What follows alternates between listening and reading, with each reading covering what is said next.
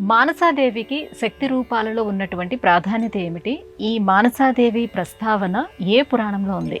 దేవీ భాగవతంలో మానసాదేవి వృత్తాంతాన్ని మనం గమనించవచ్చు.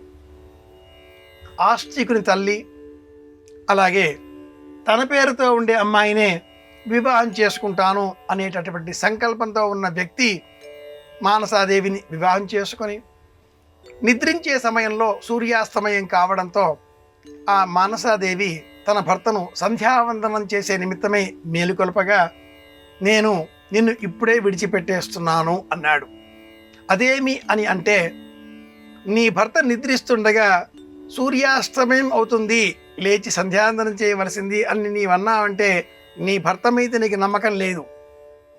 నేను నిద్రిస్తున్నప్పుడు సూర్యుడు కూడా అస్తమించడు అన్నంత విశ్వాసం నీకు నీ భర్త మీద ఉండాలి అని ఏదో ఒక కారణం చెప్పి అలా వెళ్ళిపోతూ, నీ కుమారుడు ఆస్తికుడు, అతడు సర్పయాగం చేసే సమయంలో లోకాలను కాపాడుతాడు, ఈ వృత్తాంతాన్ని మానసాదేవి గాథను స్మరించిన వారికి అఖండమైన ఐశ్వర్యం లభిస్తుంది అంటూ ఆ ఋషి వెళ్ళిపోయాడు.